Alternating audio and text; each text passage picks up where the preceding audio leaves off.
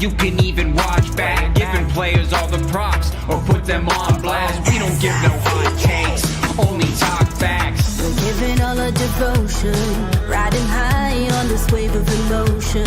Going all out, yeah, cause this is our time. No, ain't no stopping us till we reach the finish line. All in, we came here to win. We're gonna give everything. S-I-C-K on the run. S-I-C-K, sick, sick. On fire, we're ready to fight. We'll bring the house down tonight. S-I-C-K on the run. S-I-C-K, sick, sick. Play it on the car ride, play it when you lounge. X and O's, you know that we can hold it down. Shout out to my man Sammy, got it off the ground. And to all the listeners tuned in right now, got debates, analysis, and speculation. This is sports talk for the new generation. You know where to find us, got a reputation. Sick Podcast, your #1 sports destination. Giving all our devotion, riding high on this wave of emotion. Going all out, yeah, cause this is our time. No, ain't no stopping us till we reach the finish line. All in, we came here to win. We're gonna give everything. S-I-C-K on the run. S-I-C-K, sick, sick. On fire, we're ready to fight. We'll bring the house down tonight. S-I-C-K on the run. S-I-C-K, sick, sick. S-I-C-K, it's the sickest podcast. Tune in for the audio, or you can even watch back. Giving players all the props or put them on blast. We don't give no hot takes, only talk back. S-I-C-K, S-I-C-K, S-I-C-K, S-I-C-K, S-I-C-K, S-I-C-K, S-I-C-K. all in, we came here to win. We're gonna give everything. S-I-C-K on the run. S-I-C-K, sick, sick. S-I-C-K, it's the sickest podcast. Tune in for the audio, or you can even watch back. Giving players all the props or put them on blast. We don't give no hot takes, only talk facts. We're giving all our devotion, riding high on this wave of emotion. Going all out, yeah, cause this is our time. No, ain't no stopping us till we reach the finish line. All in, we came here to win. We're gonna give everything. S-I-C-K on the run. S-I-C-K, sick, sick. On fire, we're ready to fight. We'll bring the house down tonight. S-I-C-K on the run. S-I-C-K, sick, sick. Play it on the car ride, play it when you lounge. X and O's, you know that we can hold it down. Shout out to my man Sammy, got it off the ground. And to all the listeners tuned in right now, got debates, analysis, and speculation. This is sports talk for the new generation. You know where to find us, got a reputation. Sick Podcast, your #1 sports destination. Giving all our devotion, riding high on this wave of emotion. Going all out, yeah, cause this is our time. No, ain't no stopping us till we reach the finish line. All in, we came here to win. We're gonna give everything. S-I-C-K on the run. S-I-C-K, sick, sick. On fire, we're ready to fight. We'll bring the house down tonight. S-I-C-K on the run. S-I-C-K, sick, sick. S-I-C-K, it's the sickest podcast. Tune in for the audio, or you can even watch back. Giving players all the props or put them on blast. We don't give no hot takes, only talk back. S-I-C-K, S-I-C-K, S-I-C-K, S-I-C-K, S-I-C-K, S-I-C-K. Turn up your volume. Because you're about to listen to The Sick Podcast. The Eye Test with Pierre, McGuire, and Jimmy Murphy. The Stanley Cup winning Colorado Avalanche. And after 22 years, The sickest NHL podcast. Brought to you by TCS Customs and Logistics. Moving pieces, delivering peace of mind. It's gonna be sick. And welcome to another edition of the Eye Test here live from McLean's Public House, 1420 Peel Street, downtown Montreal. If you're coming into Montreal for the Bruins-Habs game, come here and get ready for it here. Wear your Habs colors. Bruins fans, you can wear your colors too. You won't get kicked out. Nobody will fight you. It's all good. We're all good sports here.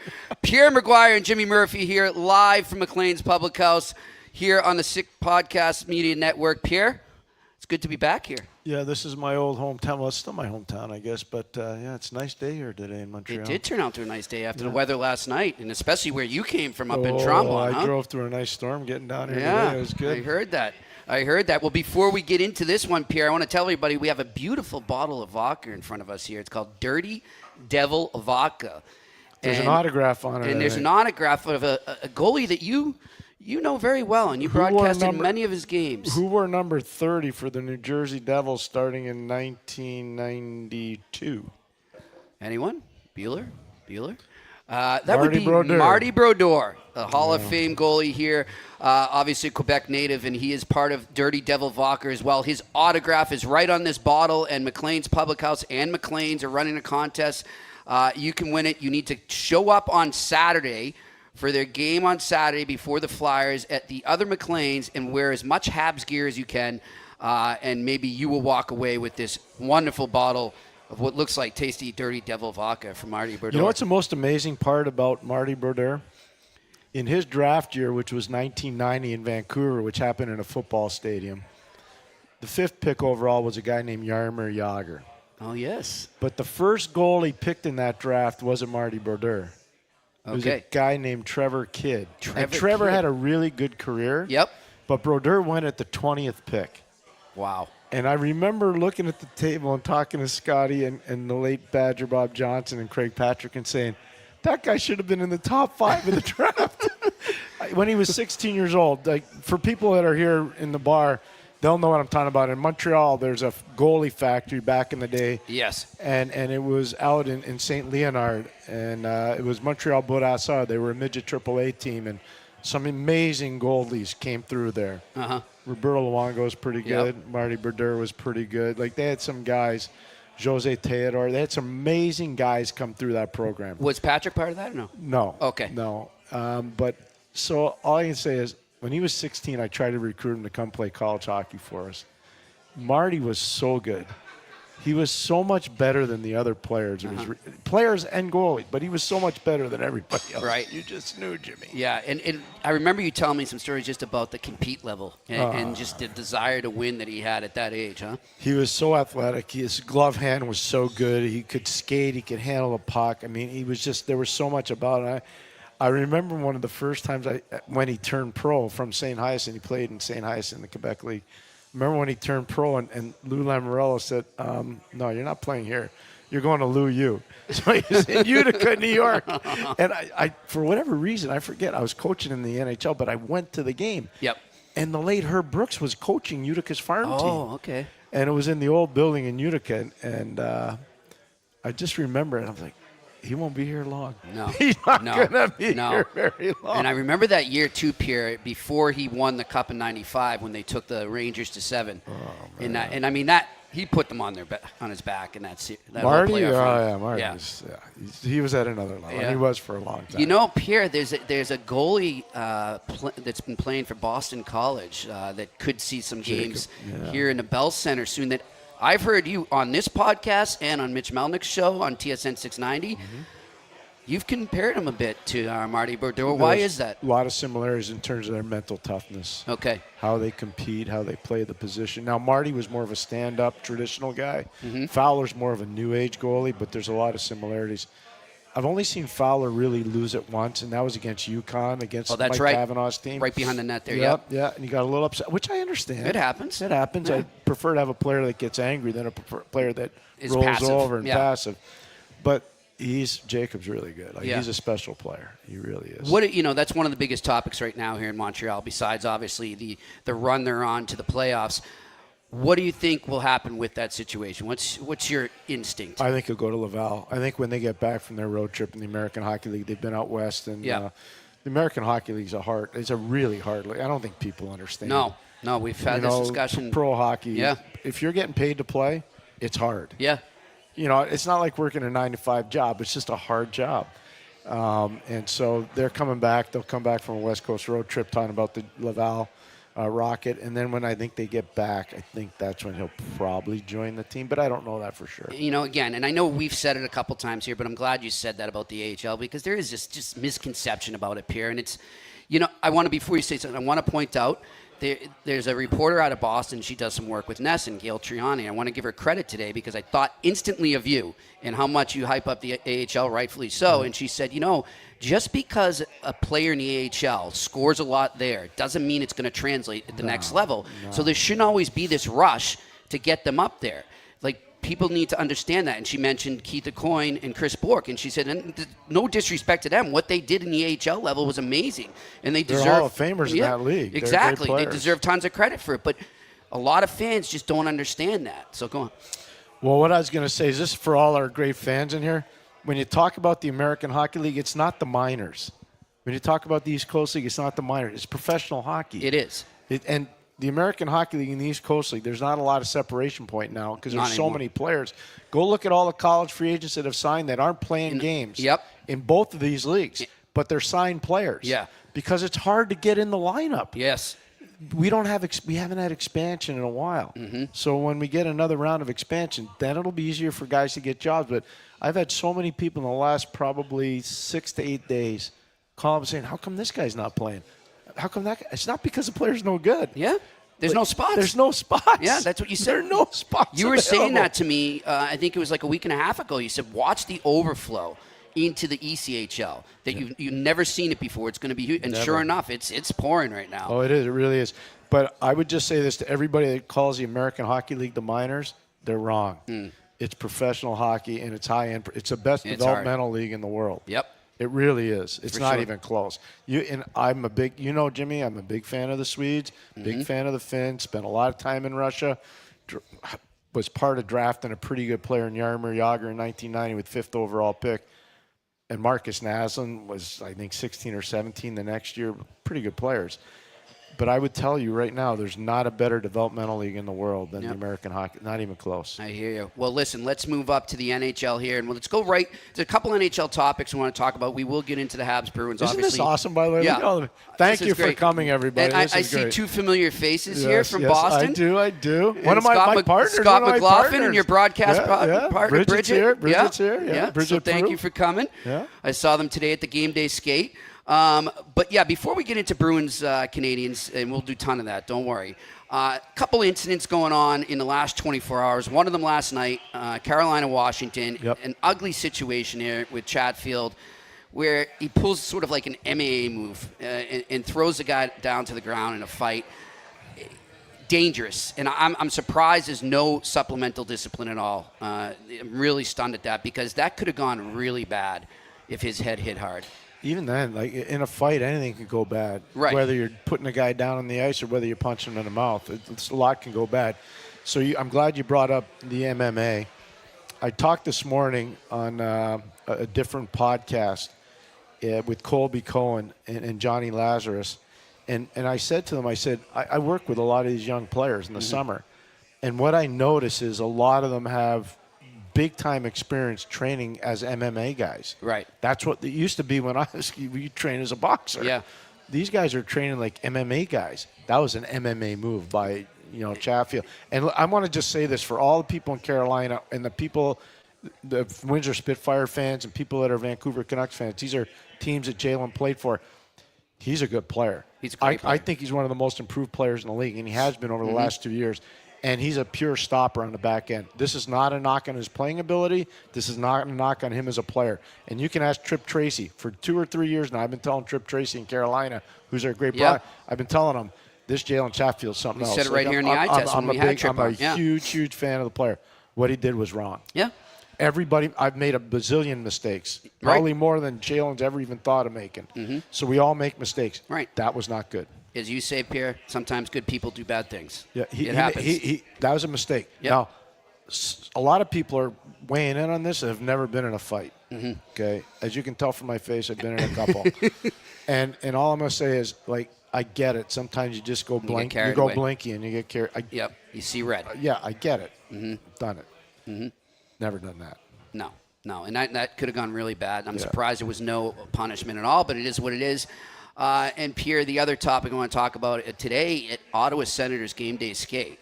Okay. Linus I know where you're going with is this. in a Linus Allmark is in a one-on-one conversation with Justin Peters, the goalie coach for the Senators, and then all of a sudden gets up, smashes his stick in what appeared to be kind of a temper tantrum, and skates away. And then he came back and cleaned the stick up, I guess. But look, you've raved about Justin Peters here. I don't know him personally. I just know his work from afar. I don't like to see a guy like this is your coach. And there's reporters, people in the stands there watching his skate. I think it's a little bit disrespectful. Actually, I don't mind the fact that he did it, Jimmy, because it shows that he's got passion. But this is what I'm going to warn Linus about. Linus, I don't know if you're going to see this, but I hope your agent shows you this. If you do that again, I promise you, you'll regret doing that because Justin Peters will take you and tie you in a knot and put you to the side. He has Justin Peters is amazingly fit. He's unbelievably tough. He's a tremendous coach. Yeah, he really is. He's one of the most underrated goalie coaches. Dude, I think, I worked with him in Belleville NHL. for a year. Yeah. Let me tell you, that Justin Peters is a legit guy. Right. And trained with him for a. I'm just telling you, just trust me. Yeah. That'd be a bad mistake by Linus. Yeah. That being said, I don't mind Linus being passionate. I've seen Eddie Belfour do that to Mike Keenan. I've seen Eddie Belfour did that. Whoa. I've seen Eddie Belfour do that to Mike Keenan's Keenan. another guy you don't want to mess with. Not in those days you didn't want to. But no, sometimes guys get mad. I don't mind the passion part. But if it goes over the line and it's disrespectful, I would just tell you this. It's okay to be like that. Right. I'm just warning Linus in advance. Be careful, Justin. All right. So you know. Again, reminder, we are here at McLean's Public House, 1420 Peel Street, downtown Montreal. Not the old McLean's, which is down on lower Peel Street. If you're coming out of that McLean's, if you go there by accident, you want to take a left, walk up across St. Catharines, and we're about, 4 doors up on your left. It's not hard to find. You'll see the sign, and you'll see Pierre and I in the window and see the wonderful crowd here we have here.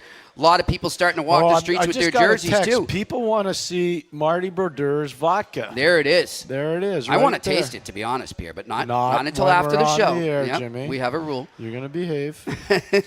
Bridget, thank you, Bridget. And Pierre, speaking of, we were just informed, too, interesting story about the Guinness shortage. Oh, my goodness. I know we're sidetracking a bit here, but I just think it's fascinating. Like a lot of bars leading into St. Patrick's Day and around the St. Patrick's Day holiday were short on Guinness. Can you imagine? That's Murphy's Law of timing if I've ever seen it. So all I know is I found something new. Remember I told all the time, the late Bob Johnson used to tell me all the time, Pierre, every day you go to the rink, learn something new. So I came to the bar today and I learned something new. And I learned that there's a big Guinness brewery, obviously, on the River Liffey in Dublin. Yes. And there's also one in Nigeria, which is the second largest brewery in the world. We were told that by the bar staff here. And I was like, where do they get their water from? And they're like, we don't know. Who would have thought, eh? Whoever would have thought? No, Nigeria. Seriously, Jimmy, come on. And this is only hours after you were texted by your daughter, who was giving a presentation at the Guinness factory in Dublin. I know. My daughter was giving a presentation today at the Guinness store in Dublin. She works and lives in Barcelona now, but she did live in Dublin for almost a year and a half. So she sent me a text this morning, and she says, I'm giving this I showed Jimmy the picture. Yep. And then we found out that there was no Guinness, or not a lot of Guinness, and that the second largest brewery was in Nigeria. Whoever would have thought. Well, I think it's a sign that you have a post-show Guinness, my friend, and I think that's what it is. But before we do that, I want to know where's Brodeur? Marty, we got to get you down here. If you're watching, come on down to McLean's Public House. If you're around the area, get on down here to 1420 Peel Street. And by the way, if you're a big fan of sports photography, Marty Brodeur's father was one of the best photographers of professional and amateur sport. And he also played in the Olympics. People forget that. And it's appropriate because his dad played in Cortina, where the next Olympics are going to be. Oh, okay. Yeah, so it's pretty cool. I remember our mutual friend Mitch Melnick on TSN 690. This is when they were $9.90, I believe. he interviewed Marty Brodeur's father, and he had so many fascinating stories about the stuff that he was able to photograph. Amazing man. Yeah. When I tried to recruit Marty, I went to their home in St. Leonard, and I can tell you right now, the father was amazing. Then I was coaching, then I became a coach in the league. And the dad would always come by the dressing room, and we'd sit down and talk. Oh, Pierre, I remember. We'd sit there and talk and have coffee and chew gum. Nice. It was great. Awesome. Good stuff. Guy. Good stuff. All right, let's get right into the game here right now, Pierre. Obviously, the Montreal Canadiens are, again, they're always the talk of the town, but you can feel it when you're walking around right now. There is such a buzz again in this city right now. So much excitement. Everybody's looking towards the playoffs right now. They still got to get there, but they are on what you have to say right now. There we go. Boys. Have fun, you. boys. Thank you for coming by, everybody. Thank you so much. It really means a lot. Thank you. There we go. Some Canadiens fans on their way towards the Bell Center. We'll probably, I imagine, them making a few stops. There's still plenty of time to the game. But the excitement around here is great, Pierre. And, I mean, how do you top that game from the other night? The 3-2 comeback over Florida. I'll tell you what, Toronto, Florida last night was pretty good, too. I give my hat off to Paul Maurice, the Florida Panthers. They didn't mail it in. We were talking about night. that. Heading into it, yeah. Bobrovsky was really good. They didn't play with Barkov. They didn't play with Kulikov. Obviously, they didn't play with Matthew Tkachuk. They went in there and gave Toronto all they could handle. Toronto's going to be hard to beat, Jimmy. They are. We were talking about it yesterday. It was ice. It was iceberg. You can see. And I know Mike didn't agree with me on the roster. I still think the Leafs, top to bottom in the Atlantic, if you look at it, I mean, I'm talking overall depth, I think they have the best roster. It doesn't mean they have the best team. I think they have the best roster. Florida's lost a lot. You lose Brandon Montour. You lose Oliver Ekman-Larsson. You don't have Tkachuk. You don't have Barkov. You don't have Kulikov. You don't have Stolars. I know. They don't have Stol. This is nothing against Vanacek. He's not Anthony Stolars. No. So they've lost a lot there, Jimmy. It was a gutsy performance by them for sure. I give them a lot of credit. Toronto's really good though, Jimmy. When they get healthy though, and they have Florida? Kachuk, when they get Kachuk and Marchand in the lineup. Okay, so here's my question for you. Do I think he's going to be back? Is he going to be back? And no Ekblad, too, by the way. They don't have Ekblad till the third game of the playoffs. So if you go down 0-2 in a playoff series, let's just say they play Tampa. Role reversal from last year. They beat the boots off of Tampa last year. They beat them in 5 games. You don't think Tampa remembers that? Oh, they do. And they're better this year. Tampa's better. Tampa's faster. And not only that, their goalie's legit now. He's back. Oh, he's in his zone for sure. He's going. He's in his zone for sure. Going. But this team, the Montreal Canadiens right now, Pierre, and like I said, how do you top that game? One thing I'm looking at, and we've said it a couple times, the Bruins have really, in terms of standings and everything, really nothing to play for right now. They have pride. They're playing for jobs. How key is it to remind the Canadiens players, if you're that coaching staff, do not overlook this game after what you've just been through, because it would be a natural human reaction after sweeping the defending Stanley Cup champions in back-to-back games, especially in the dramatic fashion they did. This does have sort of that letdown feel. But I don't know about this Canadiens team, because they've been in situations like this where they haven't had that letdown. It's such a good point. I agree with you on that. So, Jimmy, here's the one thing. The one thing that's going on here, and you just touched on it before, I thought it was another really good point by you. You walk around the city of Montreal. I walk from my mother's house to here. It's about 15 to 20-minute walk. People are saying, hey, Pierre, what do you think tonight? So I did that during the Four Nations. Nobody said a word about the Montreal Canadiens back. And, that was when they were having their troubles after going on a bit of a run. And so I grew up in this town when this thing was big. Montreal was, you could cut school every spring because they were winning the cup. So you go to the parade. But it hadn't been that way since 1993 here. And really, it really hasn't. And 93 was a miracle. It was a shot in the dark. Never was happening again anytime soon. They got lucky because David Volek scored against Pittsburgh and knocked them out. That's what happened. Poor Kevin Stevens. Think about that, yeah. So you're right about our friend Kevin. Yep. But anyways, long story short, the energy's back in the city. So I don't think, even if the players wanted to let their guard down, Jimmy, I don't think they will, because they have to drive to the rink. They have to walk to the rink. They're feeling it too. They feel the same thing we witnessed. We're witnessing it here. Yeah. Walk in the street, you feel it. So I don't think they will. Pierre, one of the biggest things over the last 5 to 10 years, obviously, has been trying to get free agents to come to Montreal, and the tax issues and all that. Do you think what players, prospective free agents, are seen from afar, they're probably not paying attention to it yet, but if they are told this by current players, I don't know, maybe one of the players, Nick Suzuki's friends with a prospective free agent, does a run like this and a resurgence like this, can that help recruit players? Yes, and I think it's a good point. So I'll use a player that came in here this year for Justin Barron. Okay, Alex Carrier. Yep. Francophone kid from the province, proud to play for the Canadiens, wears number 45. Not a lot of guys played in Montreal, wore 45. Yeah. You can tell he wants to be here. Yeah. You can tell he wants to be part of the solution, not part of the problem. Right. You're not going to – you offer me a contract, I'm staying. That's kind of where he's at. You can tell.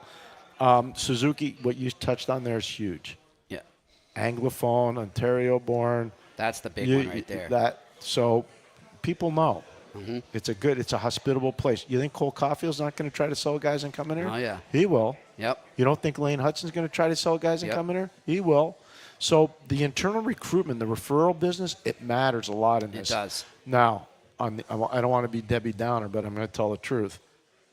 When you see your first paycheck after you come here, it's a little different than if you were in Florida or if you were in Tennessee, Nashville. if you were in Texas, if you were in the state of Washington, if you were in Nevada. It is different. It just that's the reality of the business. So you just got to find a way around it. But you would think, I mean, management's going to utilize this. They're going to They should. This summer. I think, well, these guys, first of all, Jeff Gordon's an American. He's a Boston guy. Yep. Kent Hughes is from Montreal, the West Island, which I know you used to live in. But he basically, most of his adult life's been in the United States, whether it was at Middlebury College as a student or Boston, Massachusetts, where he worked. So there's an American flavor to what he does. Yeah. And, you know, Jeff Molson went to school in the United States. He went to St. Lawrence University and Babson College. His wife is a Bostonian. So, there's a way to recruit around it, for sure. I would tell you this, like, I own a property here. I live here. I love it here. So, I mean, you got to recruit people who want to be here. Yeah, I'm with you on that. All right, I want to switch over to the player that you were telling people about long ago, Pierre, and a lot of people were downplaying it, thinking he was too offensive, didn't have any defensive skill, couldn't control the puck in his own end, and Lane Hutson all of a sudden is getting tons of attention, not just in Montreal, but around the league right now. A lot of people that were knocking him now are taking credit for promoting him, but we don't need to get into that. No, we're going to stop right there for a second. For all of you people that wrote all the negative stuff about Lane Hutson before he got here, and to all you people that said, no, he'll never play, I'm going to tell you right now, I never saw you in the rink in Boston. I think you're full of it, and I think you owe an apology to the Montreal Canadiens and to Lane Hutson and his family. So stop pretending that you guys know everything. You don't, because I was in the rink watching them, and I never saw most of you. So apologize to the family. I dare anybody to write a column about it. Write a column about it. Yeah, I'm with you. I agree 100%, Pierre. It was interesting. I was talking to our good friend Luke Jelena after the game day skate today. Honorable man. He's an honorable man. He's great, and he would never do that. No, he would not. And we're waiting to get into the dressing room. So we're having a great conversation about everything, life, hockey, whatever. And then we get into Lane Hutson.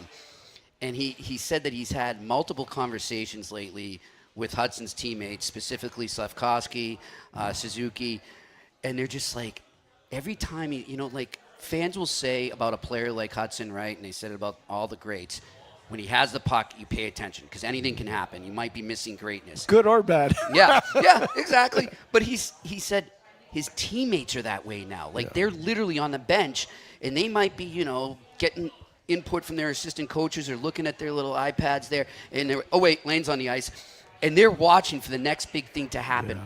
You've been in a similar situation. You coached Mario Lemieux. What was it like on the bench as his teammates watched Mario do his stuff? First of all, Lane's not as good as Mario. I know. But you know where I'm going. I know where you're going. Yep. So I give you credit for the way you asked the question. I remember one time Mario walked Raymond Bourque in Boston in the playoffs. And Alfie Samuelson, I was coaching the defense, and Alfie turned around and goes, I don't know if he could do that again. I said, I bet he could. I bet he could. Did he score his first goal ever on Ray Bourque? I believe. I think it was at Boston, his first shot, first goal. I think it was Doug Keenes was the goal. I think Bourque was on the ice. He may have been. That I don't know. That's 1984. Well, we better stop talking. Ray's never going to come on the podcast. How old were you in 84? 5? No, I was 8. Okay, I was close enough.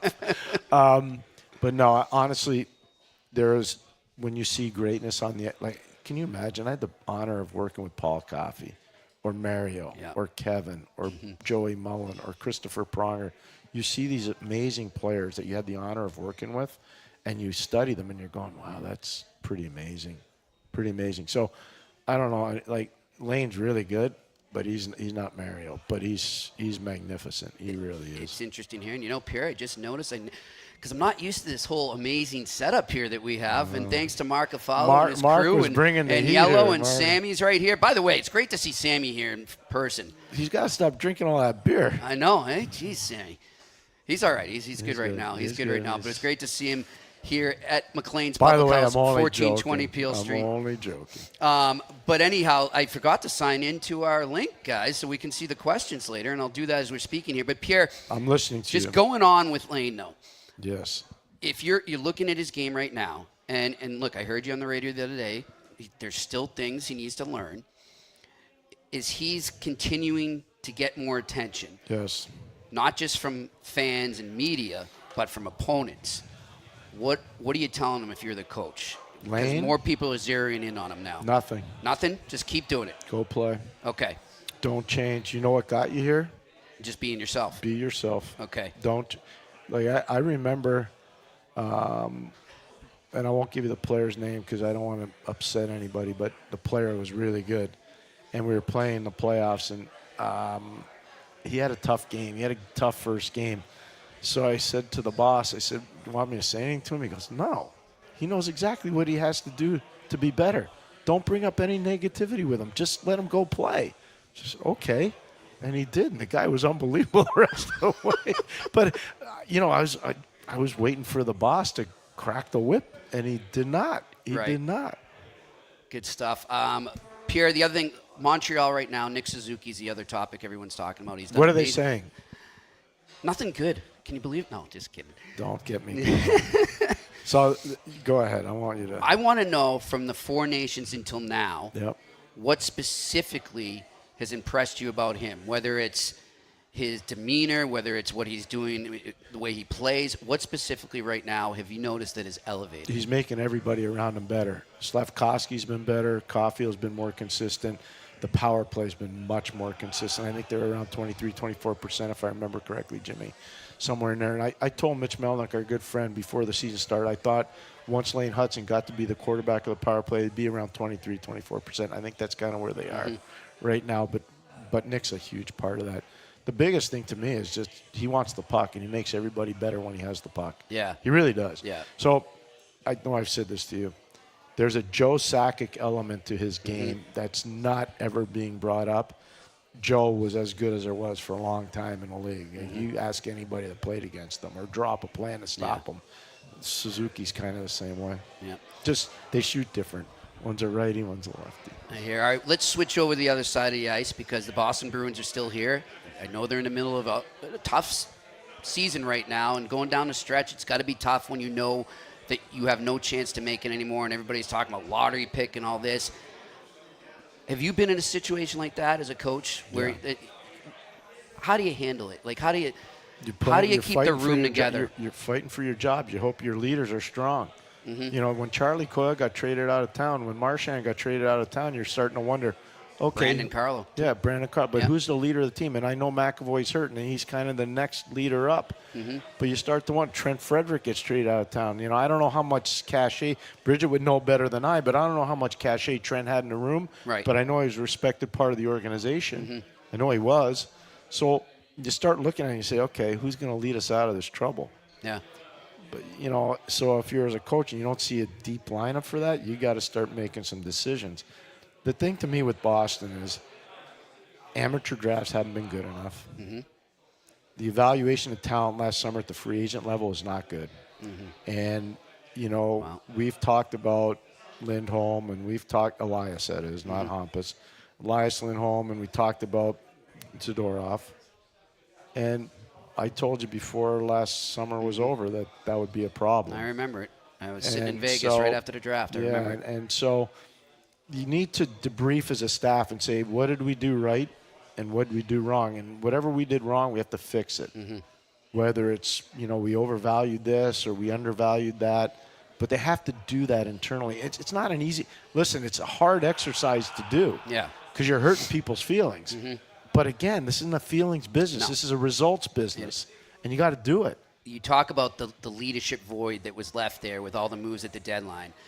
I'm not in there like Scott and Bridget are every day anymore, but one thing I've noticed from afar is David Pastrnak seems to have taken it upon himself to really face the music after games, after practices. He's front and center with the reporters. He's always willing to talk to them.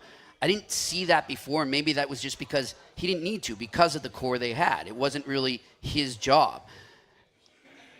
I was just on the radio with Mitch Melnick, and somebody asked me, would you ever think of trading him? Pastrnak? Yes, this offseason, because of the return you could get and how it could help the rebuild. And I immediately said, no, you're not there yet. Who knows? If they go next year and it's getting too frustrating for him and he doesn't want to be around for more rebuild, then maybe he comes to the team to do that. But if I'm the team right now, I hope that they're seeing his initiative to do that, because he wasn't known like that. He's known as a scorer, obviously, but nobody really put Leader and Pastrnak together. I think he's earned that now, and I want him around those young kids. And you know what else? He's got a heck of a personality that I think will work well with a lot of the kids you're bringing in. All really good points. I agree. The one thing I'll say in Boston, you've had this opportunity to do it before. There was a guy named Joe Thornton, and you traded him to San Jose. I don't think you want to revisit that. No. Ironically, do you know that the last time the Bruins, which they could do now, they're projected now, right now as we speak, to pick in the top 5. The last time they picked in the top 5 was when they drafted Joe. 1997. Joe. Jeez, it's been a while. Oh, what a player. Yeah. So don't always. We don't want. If they do trade Pastrnak, take a little more offers. Don't rush it. But don't judge a book by its cover. Yeah. You know, they saw Joe kind of the happy-go-lucky guy, and It's a great analogy. don't. Pasta's the same way. But that's what I'm saying. Don't judge a book by its cover. Yeah. I'm with you on that. I I'll think never that would forget be a the day big that mistake. deal went down. Oh man, 2006. Where were you? I was in Colorado. Okay. Yeah, it wasn't good. Were you getting ready to broadcast a game or something? The Were you next coaching day, then? the Okay. next day, and we did a thing on NBC. Doc Emmerich, John Davidson, and I wasn't happy about that deal. That brought me back to some other bad deals that I had seen, and I was like, "That's a bad deal." With all due respect, no, to that's the nothing on return they got. Marco Sturm. Yeah. That's Nothing not on Brad Stewart. Stewart, and that's not anything on Wayne Primo. Exactly. And I don't need the notes to remember. exactly. I remember clear as day who they got and what they traded. Right. Look, Marco's a tremendous coach now, but Marco Sturm was a really good He player. had a great career as a Bruin. Freaking phenomenal. I was so bummed too when he was player. because he was part of that team, sort of that group that got them to 2011. But I felt bad for him because he got traded right before they won it, and I felt bad because he was sort of set the table for that. He was part of that group there, but he was a great player. But yeah, not one of them is close to Joe. You got to get more for Joe Thornton. Joe Thornton, no, not one of them. But that's not their fault. No, not at all. And maybe Mike O'Connell's going to watch this. He was the Boston Bruins GM at the time. I think Mike got pushed into that deal. I don't think Mike made that deal. I think Mike got pushed into that deal. I was told the same thing, Pierre. But I don't know that, but I think he did, because I think Mike O'Connell's a really good hockey man. When he left Boston, he went to L.A. They were winning Stanley Cups. Hey, check the 2011 lineup. They don't win that cup without Mike O'Connell's work. Mike O'Connell's a big part of that. That's all I'm saying. So. And then he did great in L.A. And then, it's because Jimmy teaches me about this internet stuff. I don't really do it. Jimmy sends me all this stuff. And I'm like, okay, do people really know how this all works? I think we should do a tutorial for, how does an organization work? Mm-hmm. Who's in, everybody, that we could do a whole lot. I'd love to do an episode. The GM's there, and this, but it's not. It's there's an owner. So there's a chain of command. Owners own, presidents preside, managers manage, coaches coach, trainers train, players play, scouts scout. Mm-hmm. But once that chain gets mixed up, you got a problem. Yeah, once the waters are muddied, you're in trouble. You got a problem. And what do I tell you about rebuilds? Rebuilds are fine until the owner says, I'm tired of the rebuild. Great segue. So that's where I want to go right now. You remember back in coming out of the lockout, the Bruins had that brutal season 05-06. So they said, all right, we're gonna go crazy. We're gonna go crazy in free agency. So in the 06-07 in the offseason, right before that season, they signed Chara and Savard. Well, one was kind of a funky deal. Yes, we won't get into that. But Peter Chiarelli came from Ottawa, and okay. Yes, yeah. So my point, though, is, so At Jeremy. least you remember that. Oh, I know. I get in a lot of arguments because a lot of people continue. And look, we've had Jeff Gorton on this show multiple times. I love Jeff Gorton. I think he's an amazing manager. I think he's done a great job here. He did an amazing job with the Rangers. He did a good job in his interim position with the Bruins. But let's call a spade a spade. I mean, Peter Chiarelli had something to do with that. It he had a lot to is do what with it is. It's not a knock on Peter. Yeah. Good for him. Yeah. I mean, he knew how good Chara was going to be. Let's just. Okay, let's move along. All right. So, and all of a sudden, they have that one bad year with Chara and Savard under Dave Lewis, as you said there, Yep. and then Claude comes in. You know who? Can I just say one Yep. thing? I hate to interrupt, Jimmy. Mark Habscheid was on that staff. Mark Habscheid, great. tremendous Oh, coach, yeah. Jimmy. He got buried in that whole thing. Mm-hmm. That's where hockey's not always fair. It's I'm a just ruthless telling business. you. I used to go in there to Kelowna when he was running the Kelowna Rockets. Go look at Shea Weber, Luke Shen, all Tyler Myers. You go Josh Georges. You go look at all the guys that came out of Kelowna Marcus back in the Oscar. day. I'm just telling you, like, that poor guy got caught up in the wash there. That was so grossly unfair. Yep, I agree. And I actually saw him right after he got let go at that 07 draft in Columbus. You know who he coached in junior And he when was he a was in great Prince guy. Albert, by the way? Who? There's a guy that might be the MVP of the NHL. His name is Leon Draisaitl. No. Habby was his Oh, coach in Prince there we Albert. go. So I have a soft spot in my heart for guys like that because Yeah. I kind of think there were a couple times in my career where you get caught up in the wash Right. and it's not your fault. So you Circumstances Yeah, around it's it, just yeah. and you can't blame people. Nope. So, but when you get the chance to support a guy that's been through that, you do it because you want people to know the facts. And like for Habby, Mark Habscheid, he got caught up in a whiplash there. Yeah. That was that Where wasn't is he good. now, Pierre? I think he's kind of out of hockey right Oh, now, geez. but he's living out. He's okay. Don't All get me right. wrong. He's in Saskatchewan. He's a big Saskatchewan. He's right by Swift Current. Habby, if you're watching, you know what I think. He's So a good my guy. point is, how do you not get disillusioned if you're the owner now looking at, well, hey, we did it in Boston? like a year and a half. We did it in 2 years, and we were on our way. No, it's not going to be the same. It's 'cause not going to be the same. Guess what Thank else you got, Bruins fans? Guess what else you got coming? Thing called expansion.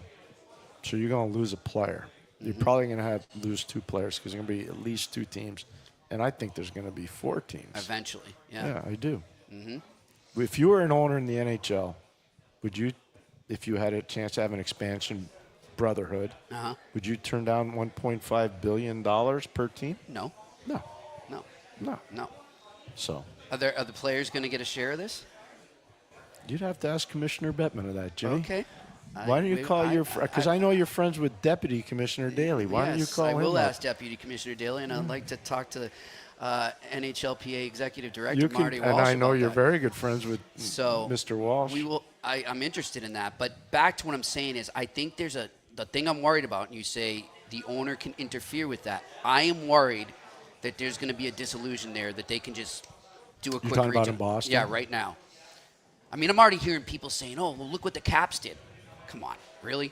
No, So but the one thing I think Donnie's got a good enough relationship with Cam that I think that they can kind of present what their vision is. Yeah.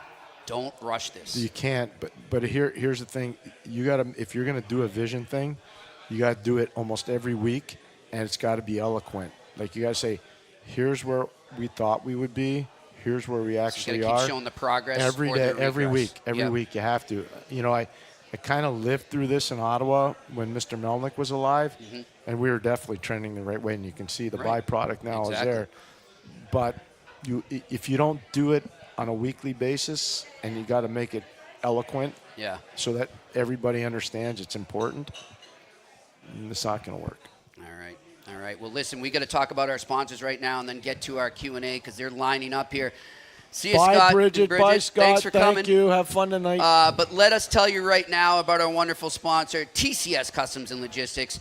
Unlock the full potential of your shipping operation with TCS Customs and Logistics from around the corner to around the world. Flatbeds to air freight, customs clearance to drawback consulting.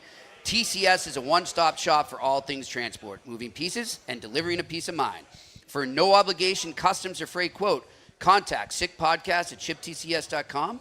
Again, that is sickpodcast@shiptcs.com. And of course, our gambling sponsor, Betway. you can still go all the way with Betway right now. And if you sign up for a membership right now and you make your first bet and you lose, you can still get $200 credit. I mean, they're paying you to lose. So what do you have to lose? Nothing. Go there right now. Look at that QR code in front of you if you're watching, or go to the website and go to the details section and fill out your new membership form there. Again, it's only available for new customers, and it is not available in Ontario. Terms and conditions apply, and you must be 18 plus. Always bet responsibly. Let's go to my sick pick of the night. It's time for Sick Picks. Brought to you by Betway.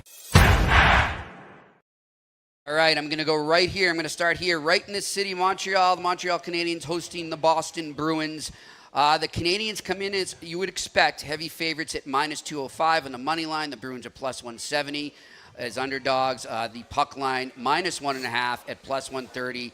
Bruins plus 1.5 at minus 155. And the over-under is 5.5. I'm going to stick right there with that over-under, and I'm going to give you two over-under plays on this. I'm going to go over in the first half, so over 1.5. There needs to be 2 goals. And if there is, you win. It's minus 110 value. Also, take the over 5.5 in this one. I'm feeling like a 5-3 Canadiens win. I think the Bruins stay in it for a while, and the Canadiens pull away at the end. So that's how I look at that game. Now, I'm going to go over to Columbus, a team chasing the Montreal Canadiens. Can they take advantage of the travel hell that Colorado went through this morning and last night? They got stuck in Chicago because of a storm. They didn't take off until 9:30 this morning. As I was seeing this and I was talking to some of my friends from the Ice guys, we're all saying, oh, look, Columbus is going to pounce on them in the first period. But I had a good conversation with my co-host here, Pierre McGuire, who pointed out it's not that long a flight. They can still get into Columbus, take a game day, do their game planning, go to the rink, stretch a bit, go to the room, take a game day nap, and still be ready to go. So I'm going to go the other way of what I was feeling earlier, and I'm going to take the Colorado Avalanche on the puck line at plus 120 in the first period. But I got a twist to this. So I think they come out and they're hyped up. But as they go on, Pierre, I think maybe their legs do get a little tired from playing last night, and their bodies a little from their routine being messed with. And I like Columbus to pull away and take the win in the end. Give me them on the money line at plus 120. Those are my 2 picks. Okay. Let's get to the questions. Does it make sense? It does. All right. Let's You're go to making these a lot of sense today. Sometimes. The check's in the mail. All right. Here we go. Let's go to these questions. What do we got? Randy Workman. Pierre, how do you feel about what Waz said? Oh, yeah. We didn't even talk about that, Pierre. Well, we'll do Waz this said now. on Anthony Duclair, then Duclair taking a leave of absence. Yeah, it's tough. And Anthony still has 3 years left on a contract that pays him almost $3.5 million a year. And he's got a no-move kicking in next year. So the Islanders not moving him, so he's going to get paid. Yeah, it's tough. I wasn't there, obviously, so I don't know if something was said. He's not the first coach that's gone after Anthony. Mm-hmm. John Tortorella, I was there that time when John went after him pretty good in Columbus. Mm-hmm. So it's tough. I don't know enough about it except to say something's there. Something's there. All right, next question. Casper Brett. Hey, boys, should Boston blow it up knowing McKenna and DuPont are coming in 2026 and 2027? Casper, I think they are blowing it up. I just don't know where they'll be when those guys are ready to be drafted. Yeah, I don't know either. I couldn't tell there's you. a lot that can happen between now and then. Yeah, and what happens if we have expansion? Again, I'm not trying to scare people, but there's going to be expansion. Whether it's going to be 2 or 4 teams, I don't know, but there's expansion's coming. Yeah, I do think within the next 2 years as well on that, Pierre, at least 2 teams. All right, next question. Bill Van Vagel, how often have either of you experienced management wanting a player to play when the coach adamantly felt otherwise? Interesting question. Any famous blowouts? You may refrain from naming names. Pierre? I've never been in that situation, so I can't comment. I I'm have. sure you have. Hartford? I'm not going to say names. Okay. Yeah, I remember one time we were told to play a player and didn't do it. Mm-hmm. Didn't deserve to play. That's the way it goes. This is kind of in line with what you were saying. The chain of command needs to be respected. And I just said, look, do you want to have a certain type of team or not?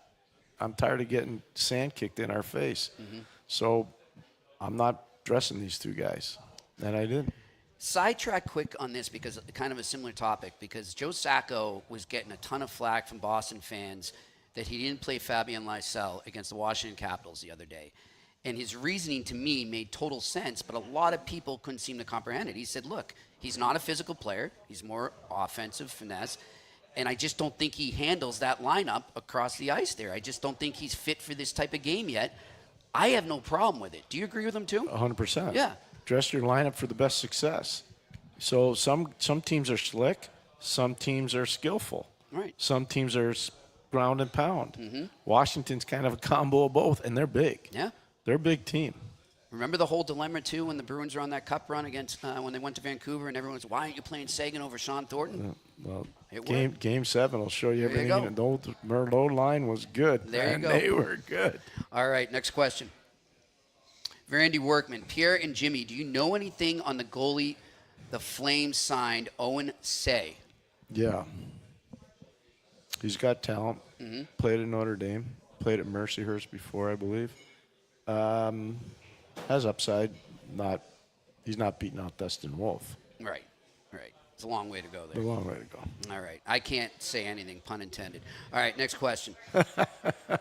Bill Van Vagel, how much play time does Kapanen get from the Habs down the stretch? Will he be used as he was prior to going to Sweden, or perhaps Marty seeing if he improved? No, I think he's going to get time. And by the way, he was a point-a-game player, in the Swedish league. That's hard to do. Really hard to do. And so I think he probably improved a lot this year. He played in Timrå, and that's a good, legitimate Swedish program. I know you've been there, right? Oh, yeah, more than once. So he's improved this year, 100%. All right. Want to remind everybody listening, too, if you are around Montreal, get over to McLean's Public House here, 1420 Peel Street, downtown Montreal. Not the old McLean's down the street. We're on Upper Peel, just above St. Catharines. McLean's Public House. Come on by. Stu and his team have done an amazing job. Emily, everybody here, their Really staff good. is great. And you can come over and see this beautiful Dirty Devil vodka bottle. Compliments of Marty Brodeur with his autograph on there. It's pretty good. Is it gluten-free? What's for Murph? hyper-oxygenated water? What does that mean? I don't know. That seems like something you need after drinking it. That's what they say it has. I don't know. I'm just reading what they say. Hyper-oxygenated water. It's to make you feel healthy. Okay. Yep. All right, next question. Bill Van Vagel, are the Habs grooming Dobis to be the backup goalie, or do they get a cheaper veteran to help in the offseason and help Monty in his evolution, allow him to get the needed time off? What about Primo?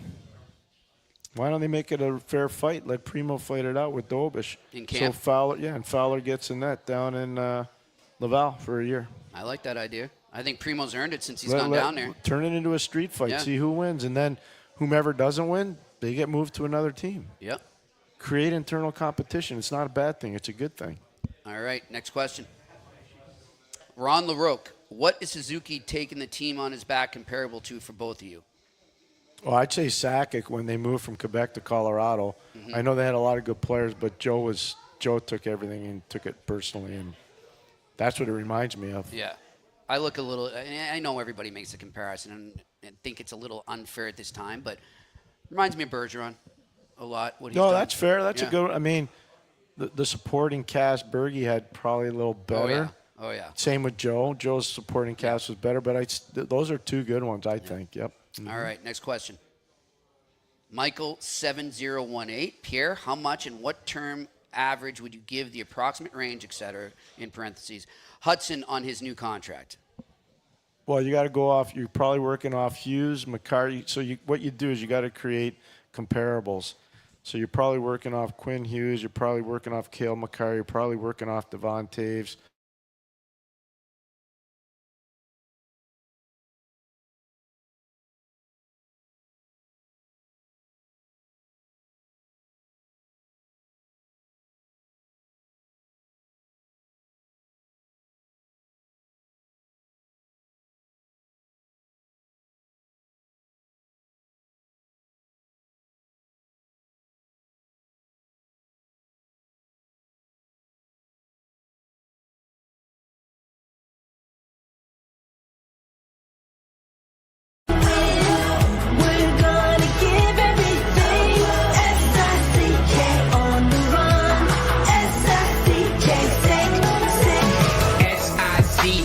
It's the sickest podcast. Tune in for the audio, or you can even watch back. Giving players all the props. Or put. We're back. There we go. We're back here at McLean's Public House, 1420 Peel Street. I see a gentleman standing right in front here, and I recognize him from Twitter. Am I right? I thought that was you, my friend. Name again? Tim, that's right. Tim, thank you for coming, my friend. I appreciate it. We were talking yesterday on Twitter. Anyhow, let's go to the next question. What do we got? What do you got? I can't see, Jimmy. There's nothing coming up. Oh. I think we're having some. I've got people texting saying they want to see the Dirty Devil you know vodka. what, Pierre? While they're figuring that out, I do have a question on Twitter. Is it cool if I read that, guys? Yeah? Okay. Yeah, go. So Casper Brett on Twitter says, do the Devils have any shot in round one versus the Canes without Hughes, Siegenthaler, and possibly Hamilton? Really tough. It's really going to be tough. Really tough because of the way Carolina plays. Jarvis is just starting to heat up. Aho's had a tremendous year. I just think it's going to be tough. Remember when we did a show last year and I said, what about Jackson Blake? And the guy, no. He's going to be in the American League. I'm like, no, he's not. Pierre. Did you see him play at North Dakota? I did. But can you imagine? People said that on our podcast. I was like, what are you doing? He's in fuego right now. He's like one of the hottest players in the NHL. So, okay, the one thing I'd say is they miss Natchez and they miss Jack Drury. They can say whatever they want. Yep. And that's not a knock on Logan Stankoven. It's not. Mm-hmm. And Mikko Rantanen is a really special player, but obviously they couldn't keep him, so they get Stankoven instead.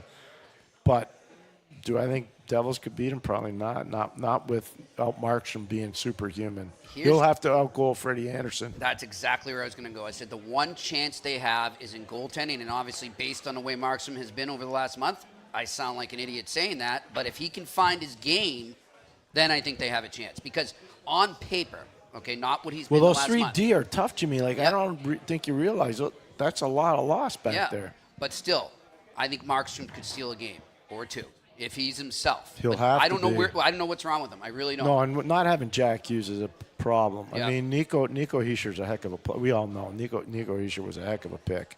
They can say, oh, well, you should have got McGuire instead of him. Center ice, and let's calm down. Yeah. When Cale McGuire came out of Brooks Bandits, there weren't a lot of people on him. Okay, just so everybody knows. That place is manufactured. What a job UMass did with him. Oh my gosh. Greg Carville did an amazing job with him. Carvey, if you're listening, we miss you. You got to come up here sometime. All right, next question. Can we get him? There we go. Habs for Life 41. What can Hutson improve to reach his ceiling? One, timing the puck better, more velocity on a snapshot, but most everything else is letter perfect. And you know what? He's defending really well. He doesn't just defend with his stick, which a lot of small guys do. He's defending with his feet too. Yep. So that allows him to really strip a lot of pucks because he's so quick. His feet are so quick. I told you I was talking to Luke Jelliner, and he made a good point too. He said his vision, his ability, the good ones know where the puck's going to be. They always said that about Gretzky, right? He's like, he's got that. Yeah, he knows. He's way ahead of the game. He really is. All right, next question. Juice_031017. If Jacob Fowler goes to Laval, can he lead the team to a Calder Cup this year, or is Primo the guy this year? They both could. Yeah, rotate. They both could. I really, Pascal Vincent, we got to get him on. Seriously, Jimmy, before. I've been trying. Please, have you? Yep, I will get him. We have to get Pascal on. He's done he and his staff have done a great job. Yeah, we'll do it before the playoffs. We have when to. He's in his zone, But they've done a great job there. They're a really good team. I've been into their building a few times, and I've watched a lot of their games on TV. They're a really good team. They're a really good team. All right, next question. Alex Ivanowski, do you think offer sheets are going to be flying around like crazy this summer? I don't. I think GMs have too much respect for each other. I think the Blues-Oilers thing might have been personal. I know one thing. If Matthew Nyes is out there and available, and I have the picks, I'm putting an offer sheet on Matthew Nyes. Sorry, and I'm sure in Toronto they're going to love me for that, but I'm doing that. And this may be, Pierre, and I've heard a lot of people say this, and I agree with them. While the cap's going up, it's not quite up enough to prevent some teams from being hamstrung by it right now.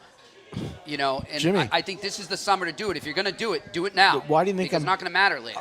I'm being a predator right now, but they got to deal with Mitchell Marner and John Tavares. Exactly. So I'm just telling you, like, don't get mad at me. I'm just telling you what I do. Yeah, I think it's fair, and I don't think I get what he's saying. It's personal, but I think we're past that right now. Though I do think there was something going on in Edmonton. I know here. I told you that a while ago. Yeah, you mentioned it on the show. I said it on the show. No, I'm not saying it. I did it once, and that's it. You want to see it? Go find the segment. What was it? That was last week. Was it last week? It was last week. Yeah. All right, next question.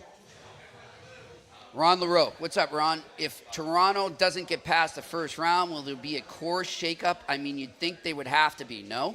Yeah. So they have the window. This is their window, 100%. Mm-hmm. You're right on. Yep. Their defense is better. Their 4 lines deep. Their center ice play is good. Domi's been great. Yep. They got depth and goal with Woll and obviously Stolars. They're in a good position. They look playoff ready. They're not blowing teams out. They're playing playoff games. Exactly. They're preparing themselves to play tight playoff games. I like what Craig Berube's done. Yep. I thought Mike Zeisberger gives great insight. His eyes was good yesterday. Yeah. Very good. All right, good. Next question. What do we got? Steve Rosen, do you think that Lindholm was an upgrade on Jake DeBrusk? No. Two totally different positions. Mm-hmm. I don't think Jake was ever valued enough in Boston. I could be wrong, but I don't think he was. Me neither. I just don't think he was. I don't think Jake could play left wing. Skating. He could play left wing or right wing. I remember being in a scouting meeting in Ottawa, and one of the pro scouts says, "He's never played right wing." I'm like, "Really? Do you want me to get the tapes and show you the games with Toronto in the playoffs?" He most certainly did. Yeah. And that didn't go over very well in the meeting, but I was like, "You getting paid to do this?" Pierre, one thing I thought too in the last few months, with the whole Brock Besser situation, when I thought back to when Vancouver got DeBrusk, I'm like, that doesn't look good for Besser. Like, are they getting him in case they lose Besser? Is that them preparing themselves for that moment? And here we are. He's not signed. I don't know what's going on in Van, and I don't want to speculate. No, I'm not. I don't know. No, but I'm just telling you, yeah. I think the staff there is amazingly professional. Not just the coaching staff, the managerial staff, and obviously Jimmy Rutherford. He's a Hall of Famer for a reason. Jimmy's really good hockey man, Jimmy Rutherford. But something's going on there. Yeah. And I don't know what it is. If you're Billy Guerin, are you looking at him? Who's that? If he hits the market, Besser? Well, I would think. Just I mean, makes he's too a much Minnesota sense, right? guy. Yeah. You would think, but there'll be other teams. It's not just Minnie. No. But remember this, and you've talked about it a lot, and you're right. Jimmy's right. When the Sutter, or the Suter, and Parise contract come off the books at the end of this year, Minnesota's open for business. Yep. All right, next question. Ethan Russell, what kind of conversation do you have with the Bruins leaders after the season? The conversation would be they need to identify him. I mean, I think who are the leaders? Exactly. That's what I'm saying. Like, you identify him. Who does want to be the leader? That's the conversation. I'd look at the whole team and say, which one of you guys want to take the mantle here? Fair. Let's go. That's a good way. That's what I would do. All right. Next question. Brett Favre. Pierre, what kind of owners are Terry and Kim Pagola in Buffalo? Are they hands-on, hands-off? The Sabres seem to have a very thin senior management structure with Adams reporting to the owner. They're hands-on. They're hands-on. All right. And I agree. It would be nice to have somebody in between there. All right. Next question. Yosef Cohen. Now that Leonard is with the Caps, who's the best NHL prospect not in the league yet? Demidov might be in Russia. That's a really good question. Fowler isn't in the league yet. Fowler's not in the league yet. I'm just going around. Cole Iserman. There you go. How many goals did he score? Oh, my gosh. Oh, yeah. Remember Jimmy? Jimmy? Yeah. All those people. I said, all he does is score. Yep.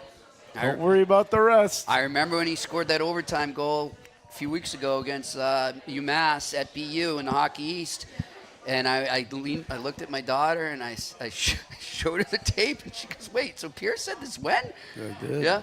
Yeah. He's a sniper. Yeah, he's going to be a good one. So there's a bunch of really good prospects. I'm just trying to go around all college hockey.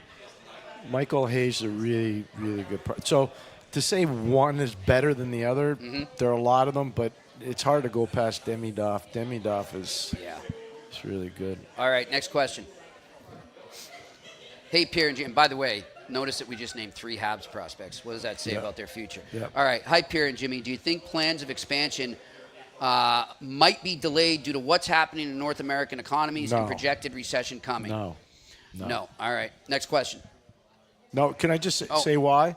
Yes, sure. Because there's a thing called a collective bargaining agreement that's coming up. And if they get the expansion before the collective bargaining agreement, the players won't share in the profits of the expansion. So that's one of the reasons why. It's a pretty substantial reason why. All right, next question.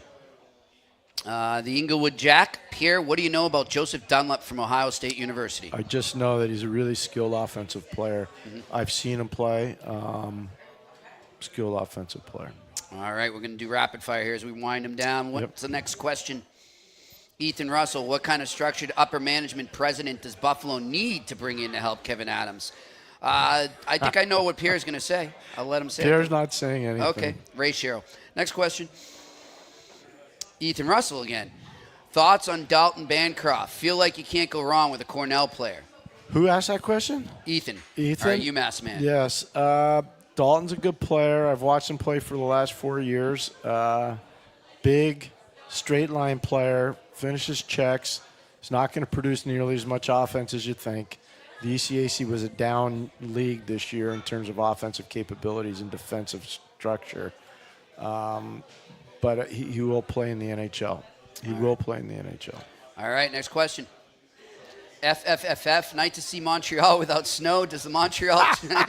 It's beautiful. Hey, dude, where I live, there's snow. Oh, yeah. But it turned into a beautiful day here. It looks like tomorrow's going to be the same, so great stuff here. Does Montreal 2C have to be left-handed? What do you guys think? No, it doesn't matter. Right or left, doesn't matter. Just get the right guy. Body, 100%, Jimmy, you're right on. But no, and I understand why they want the lefty. I get it, but it doesn't matter. All right, next question. Ian Lewis, Hudson's ankle-breaking style makes a PP very fluid, creating lapses and new shot looks, defensive lapses. Do you think other teams are looking at this and integrating the concept? They will try, but you got to find players like that. Washington's got a player like that, Cole Hutson, who's playing at Boston University, his brother. And he plays very similar. Looks like he's staying too, Pierre? He should. He's not physically. That's what I've heard. He's not ready physically. That's one where I'm really comfortable saying you could go, but you're going to play in Hershey, and it's really hard to play in the American Hockey League when somebody grabs you by the neck and puts you up against a glass. Yeah, and you're not ready. You're not ready for it. Okay. So, but this kid's really talented. There's another small defenseman. He plays at Northeastern. His name is Vinny Borghese. Oh yeah. He's not in the Hudson category, but he's the same type. If you follow what I'm saying, so that. There's some guys like that, but it's hard to find. Those guys are hard. Zev Buyam. Oh, my gosh. Minnesota, Zev Buyam. You go through the Rolodex of all the players. Zev Buyam's one that Minnesota stole. 12th overall pick. Billy Guerin's happy about that. No, they stole that player. He's coming. When the Pios season is over, he's in mini. Yep. And if they win it again, he'll be a main reason why. All right, next question. Juice03107. I like this. I don't know if it's a guy or a girl, but Juice has got good questions. He's got the Batman. I don't know if that's for he's had that. It's not for Val Kilmer, but rest in peace. Yeah. How many games do the Habs need to win down the stretch to clinch a playoff spot? Good question. I don't know. I don't know what the other teams are doing. Look at the last 10 days. All these teams have been losing. Nobody wants it, right? Imagine if Montreal had gone on that road trip and they won in St. Louis, and they won in Philly, and they won in Carolina, and they won in Florida. It'd be over. It'd be over. I can't predict. I don't know. I'm just looking at it right now. Compliments of our good friend Damien with the NHL. He sends me this chart. Pierre, Damien Echeverria. Yeah, what a good Italian name. I'll tell you one thing about Damien. Nobody knows this about Damien. When the New York Rangers won the Stanley Cup in 1994, he was the video coach. And he did Damien did a heck of a job. Damien's a great man. He's done a lot of good work for the NHL that people know Yep. nothing about, but he sends a great chart. And Pierre, I'll just read it quick. You got the Canadiens right now at 79 points with 8 games remaining, 5 at home, 3 on the road. You've got the Rangers at 79 with 7 games remaining, 3 at home, 4 on the road. And you've got Columbus at 77 with 9 games remaining, 5 at home, 4 on the road. One thing to keep in mind, if it all came down to a tiebreaker, as we speak right now, if it was today, the Rangers have the row. But that doesn't matter right now, but we'll see. I don't think it's going to get to that point. I think the Habs pull away. All right, next question. Wow. In Montreal, you're saying that. I wonder why. I'm just being honest. No, you're not. I know what you're doing. No, I won't cater It's to that. okay. You're catering. It's okay. No. Let's go. I'll say it if I was in Boston, too. All right. Mike, as the Habs continue to grow, what can they do to make sure they are a consistent threat for the next decade? How do you avoid a setback and become like the Tampa Bay Lightning? What? No, he's saying to emulate the Tampa Bay Lightning, not that they had a set. Yeah. Oh, okay. How do you I was be like, like whoa, them? Tampa's been a picture of perfection. Best owner, really good management, awesome scouting, great coaching. Tampa's Sounds a lot like what the Habs have right they're now. trying to get to where Tampa is for sure. I think the biggest thing is you don't read any quotes from Mr. Molson anywhere. Mm-hmm. Just like in Tampa, you don't read any quotes from Jeffrey Vinnick. Mm-hmm. But what happened was the other day when you watch Ryan McDonough's 1,000th game celebration, that was great. Jeffrey Vinnick comes out at the end. Prideful, professional, gentlemanly, presents McDonough with a 1,000-game stick and departs. That's it. That's what you do. Yep. So just be the owner. All right. Be the like dignified, smart owner. Mm-hmm. Nobody needs to read your quotes in the paper. I like it. All right, next question. Energize, would a team offer sheet a player like Mason Lowry? The Bruins have Lindholm and Zadorov already making a pretty penny on the left side. Not going to be a problem. No, that's not good. They might try to offer sheet him, but that won't be a problem. Yeah. I don't think it'll be a problem. One thing, too, I think Lowry's still got a lot of, he's been great, don't get me wrong, and good on him to weather through this season, but he's got some work to do. Yeah, no, but somebody might offer sheet him. Look what they did with Brodeur. It's not a bad idea. I mean, but I don't see that being an issue. All right, that's it. That's all we got for the Q&A. Thanks to everyone watching, Hello, asking Mark. those Mark, questions. Great job in his Mark staff. Afalo, my old Thank you. Sirius Thank you. XM friend from the Thank days. you. Thanks to McLean's Public House, and thanks to the Really staff. good. Remember, tip the staff as much as you can. They do a great job here at McLean's Public House, here at 1420 Peel Street. And thanks to Marty Brodeur for this Dirty Devil Vodka, which could be yours if you go to McLean's before the Canadiens game on Saturday and wear all your Canadiens gear. And win the contest there. You can get this autographed bottle. Good job, Jimmy. Yep, great stuff. One more thing. Sammy, you want to hear a good story about Sammy Cavallaro? So they're having their big thing on Saturday night. That's right, the gala. So one of the families couldn't come. So there was an empty table. Uh-huh. It took about 3 minutes to fill the empty table. Yeah. Sammy, you are a rock star, man. Way to go, it's Sammy. in high demand. Sammy, thanks a Sammy. lot. Sammy Thanks, Cavallaro and his Thanks, dad Sammy. in yellow. We appreciate them. And thanks to everyone here. Thanks to Stu Ashton as well. We love being here. Hopefully we'll be here again soon. If we're not, it's your fault. Well, you know what would be nice? You know what would be nice? It would be nice to be here in June doing this. That would be nice, but let's not get ahead of ourselves. It'd be good here in June. It would be good. All right, another great addition. He's Pierre McGuire. I'm Jimmy Murphy, live from McLean's Public House, 1420 Peel Street. Come on down, get ready for the game. We'll still be here for a while. We'll see you on the next episode tomorrow. And don't forget, we are live tomorrow, 4 to 5. Still no on campus. Have a good one. Enjoy the hockey. And that's a wrap. Hope you don't miss us too much until next time. Follow the Eye Test with Pierre McGuire and Jimmy Murphy on YouTube, Facebook, Google Play, and Apple Podcasts.